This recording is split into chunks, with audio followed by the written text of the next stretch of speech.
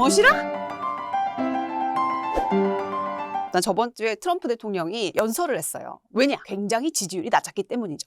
이번 달 8일에서 11일 동안 갤럽 여론조사를 했는데 1, 2기 통틀어서 최저 지지율이 나왔습니다. 몇 프로? 36%. 근데 이게 경제 분야 지지율이 36%로 역대 최저를 기록을 했는데요. 그래서 이제 트럼프 대통령이 이 트리들 엄청 이제 화려한 트리들 옆에다 두고서는 이제 대국민 연설을 이제 프라임 타임에 했죠. 그래서 뭐라고 그랬냐? 결국에는 18분 동안 한 얘기가 내가 짱이다. 내가 경제를 살렸다. 이 부분을 엄청나게 강조를 했고요. 이제 관세 수입으로 군인 145만 명에게 특별 배당금을 주겠다. 이런 선심성 정책들도 남발을 했습니다. 또 성탄절 전후 이틀 동안 공무원들 휴무일로 지정하겠다. 네, 아주 환호하겠죠. 원래는 하루 정도 쉬었었는데 이 성탄절 전후 24, 26일 날을 다 이제 휴가로 이제 지정을 하겠다는 거예요. 금리를 대폭 낮출 연준 차기 의장도 곧 발표를 하겠다. 이제 금리 인하를 본인이 어쨌든 계속 추진하겠다라는 얘기를 굉장히 이제 좀 자신만만하게 그렇게 얘기를 했습니다. 근데 이제 이 연설을 이제 쭉 들어보면은 이 18분 동안 과연 이 아저씨가 한 얘기가 자화자찬 일색이에요. 자화자찬. 그래서 이제 11월 중간 선거를 앞두고 이제 굉장히 본인의 지지율이 역대 최저치를 기록을 하면서 쫄린 거야. 그러니까 이제 나와가지고 이렇게 본인의 이제 경제 성과를 엄청 강조하는 얘기들을 했고요. 이거를 두고 이제 외신들이 어떻게 평가를 했냐 보니까 너무 재밌어요. 더 가디언은 뭐라고 했냐면 트럼프의 바험벅 무슨 뜻일까요? 헛소리 같은 어드레스 연설이 그의 이 여론조사 결과에서 굉장히 이제 싸늘한 기운을 느꼈기 때문에 이런 연설을 이제 했다. 뭐 이런 뜻이에요.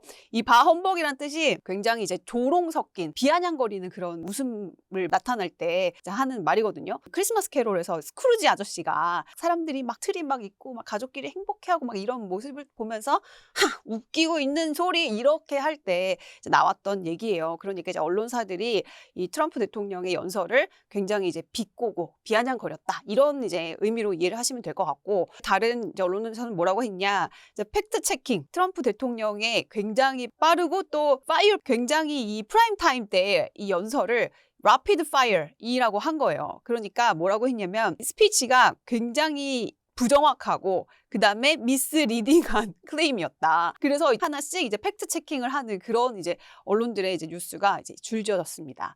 그러니까 별로였다는 거죠. 트럼프 대통령의 이 자화자찬은 사실 유명하지 않습니까? 자화자찬이 최근에는 또 어떤 일까지 벌어졌냐? 이거 보이세요? 지난주에 있었던 일인데 워싱턴 DC 안에 있는 이 트럼프 케네디 센터라는 이제 공연 문화 예술을 하는 그런 이제 그 강당 같은 데가 있어요. 센터가 있는데 여기를 원래 이 존 F 케네디를 이제 추모해서 만든 이 메모리얼 센터인데 여기 앞에다가 트럼프 대통령의 이름을 이제 넣었습니다. 그걸 이제 만장일치로 이사회에서 통과를 시켜가지고 이게 엄청나게 빠르게 지금 공사가 진행이 된 거예요. 그래서 이제 뭐라고 했냐면 이 트럼프 대통령이 이 소식을 듣고 정말 백악관이 너무 깜짝 놀랐다. 정말 너무 감사하다. 막 이렇게 얘기를 했는데 사실 이 이사회에 만장일치로 이런 결정이 이루어졌다고 하지만 이 이사회가 이제 친트럼프 인사들만을 쏙쏙쏙쏙 본인이 다 꼽아서 넣습니다. 그러니까 만장일치가 나올 수밖에 없는 그런 투표였겠죠.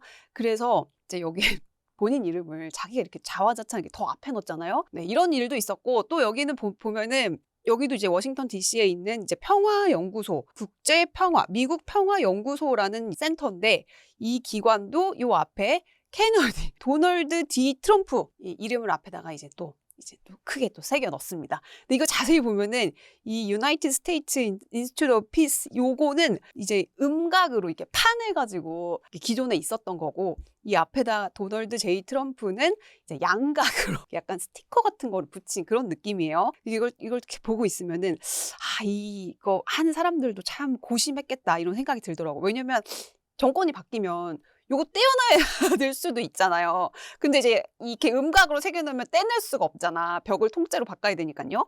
그래서 이렇게 양각으로 이게 스티커 같은 걸 붙여놓지 않았나라는 이제 예상을 한번 추론을 한번 해봅니다. 그 다음에 요거 보면은 이거는 뭐냐면 내년에 이제 미국 건국 250주년을 맞아서 이제 발행 예정인 기념 주화예요. 이 기념 동전, 1달러짜리 기념 동전인데 여기다가도 이제 본인의 얼굴을 앞뒷면에 다 박아놓는 지금 그런 작업을 추진하고 있습니다. 근데 이게 너무 재밌는 게 보통 이제 본인이 대통령이라고 해도 좀 이런 본인의 좀 이런 업적을 이렇게 사후에 사람들이 이렇게 좀 추모하고 뭐 기념하고 이래서 뭐 우리도 뭐 누구 길 이런 거 뭐 생가 이런 거 다 사후에 이루어지는 일이잖아요. 근데 이제 트럼프 대통령은 이제 임기 중에 이 모든 것을 지금 하고 가겠다라는 굉장한 어떤 의지가 느껴지는 결연한 의지가 느껴지는 행동들을 지금 여러 곳에서 특히 이 정치권에서 워싱턴에서 좀 이런 것들이 많이 일어나고 있는 상황입니다. 그래서 또 지난주에 무슨 또 재미있는 일화가 있었냐 하면 수지 와일즈 백악관 비서실장이 인터뷰가 또 엄청나게 파문을 일으켰죠. 이게 어떤 내용이었냐면 이분 일단 57년생입니다. 예, 저희 엄마랑 나이가 비슷하세요. 이분 트럼프 최측근. 네, 이분이 이제 베니티 페어라는 이제 잡지 인터뷰를 했는데 기자가 두 꼭지로 이제 기사 두 개로 나눠서 엄청나게 크게 보도를 했어요. 근데 여기서 나온 얘기가 이제 트럼프는 알코올 중독자 성격을 갖고 있다.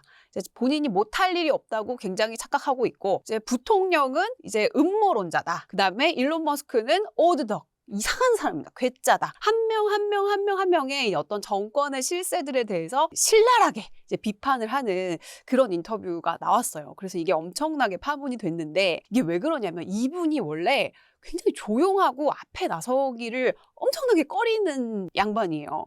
그래서 이제 이번에 대선 승리했을 때도 이제 트럼프 대통령이 수지 나오라고 했는데도 이제 다 끝까지 마이크를 안 잡아가지고 그래서 이제 트럼프 대통령이 백악관 비서실장을 보고 얼음 아가씨라는 별명을 붙여주기도 했거든요. 근데 이분이 완전히 기존의 이미지를 뒤엎는 그런 인터뷰를 했단 말이죠. 일단은 지금 수습은 됐습니다. 왜냐면 트럼프 대통령과 이제 욕먹었던 사람 한 명이 인정한다. 인정, 킹정 했단 말이죠. 왜냐면 트럼프 대통령은 내가 술은 안 먹지만, 트럼프 대통령 술 안 먹잖아요. 술은 안 먹지만, 뭐 술을 먹었다면 분명히 알코올 중독자가 됐을 거다. 뭐 이런 식의 이제 비호를 했고, 또 벤스 부통령도 뭐 음모론자라고 그랬거든요. 그랬더니 나는 뭐 일견 음모론자다. 뭐 이렇게 어쨌든 비호를 했어요. 이분을 좀 지키기 위한 지금 다양한 어떤 썰들이 나오고 있는데, 긁히긴 긁혔겠죠. 안에서는. 기사를 좀 잘 보면, 이게 이제 베니티 페어 기사거든요. 이게 보면 이 기자 이름이 크리스 위플이라는 이 양반이에요. 근데 이 양반이 왜 이런 기사를 썼나. 그래서 저는 또 기자니까 좀 지켜봤는데 이 사람이 이 백악관 비서실장에 대한 책을 쓴 사람인데 이 백악관 비서실장직에 대한 엄청난 깊은 이해도를 갖고 있는 양반이래요. 내가 평생 동안 이걸 연구를 했는데 여성 최초의 백악관 비서실장 그것도 2016년부터 거의 10년 동안 트럼프 옆을 이제 지켜오고 있는 이 수지 와일즈가 얼마나 좀 욕심이 나는 취재 대상이었겠어요. 그래서 트럼프 대통령이 당선되기 전부터 무려 11개월에 거쳐서 이 수지 와일즈를 인터뷰를 했대요. 우리가 보통 왜 사람 친해지다 보면 이제 전화해가지고 막 툭툭 이렇게 일상적인 얘기 하다가 그래서 트럼프는 좀 어때요? 뭐 약간 이런 식의 뭐 어떤 사건 같은 걸 얘기를 할 수 있잖아요. 그러면은 이제 자연스럽게 이 사람이 친해지고 나면 기자라는 사실을 잊어요.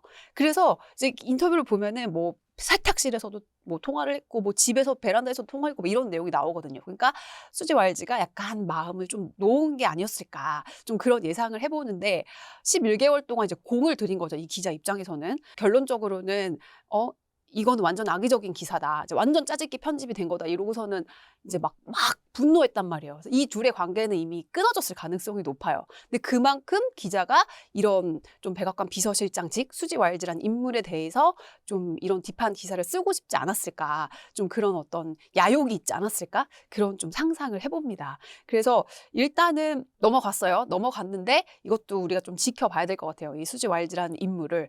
그리고 이거는 제가 또 요새 궁금해가지고 이제 한국이랑 미국의 비서실장, 대통령실 비서실장과 미국 백악관 비서실장의 차이를 조금 제가 이제 봤는데 좀 달라요. 양국의 비서실장의 역할이 달라요. 뭐냐면 청와대 비서실장은 이제 대통령 옆에서 이제 여당, 국회, 언론, 이제 정무 라인을 다 총괄하면서 이른바 이제 대통령의 수족이 되는 이제 사람이죠. 대통령의 확장된 팔 이런 느낌이에요. 그래서 일각에서는 이 비서실장의 힘이 세지면 어떤 정권에서는 총리보다도 더 비서실장의 이 입김이 막 막강하다 이런 얘기들도 있는 정권이 있었어요.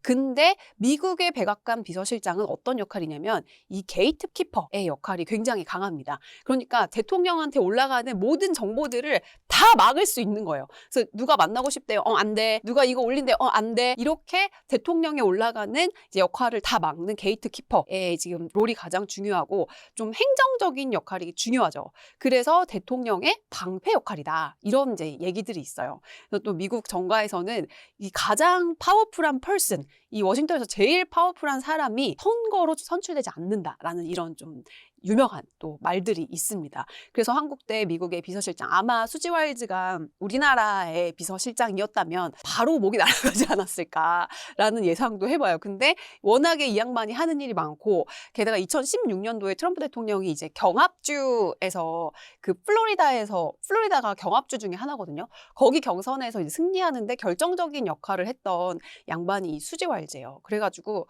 아마 트럼프 입장에서는 굉장히 버리기 힘든 카드가 아니었을까라는 생각을 합니다. 왜냐면 이분이 트럼프에 막 이렇게 주체 못하고 막 일 벌리고 이런 거를 중간에서 되게 이렇게 방어를 엄청 잘해줘서 트럼프 대통령이 의존을 하는 좀 그런 그 성향이 있대요. 트럼프 대통령이 2016년 일기 때 4년 동안 이 백악관 비서실장을 4번이나 갈았어요. 그만큼 본인의 마음에 안 들면 다 쳐내고 야 다음 이렇게 하던 양반이 이제 수지 와일즈만은 이제 본인이 믿고 조금 좀 의존하는 좀 그런 연륜 있는 그런 사람이 아니었을까라는 생각을 해보는데, 어쨌든 이 베니티 페어의 인터뷰로 수지 와일즈도 굉장히 크게 아마도 이제 사건은 덮었지만 어떡하지? 막 팽당하는 거 아니야? 이런 생각을 하고 있지 않을까라는 좀 예상을 한번 해봅니다. 네, 이렇게 해서 오늘 모시라 처음으로 진행을 해봤는데 되게 좀 너무 이제 급박하게 진행을 하느라고 제가 좀 긴장도 되고 해서 재밌으셨는지 모르겠네요. 앞으로는 이제 다양한 이런 외신뿐만이 아니고 또 우리가 알아야 하는 또 우리나라에서 일어난 일들도 또 제가 재밌게 또 소개를 해드릴 테니까 꼭 알고 좆됐다. 네, 여러분 부탁드릴게요. 끝!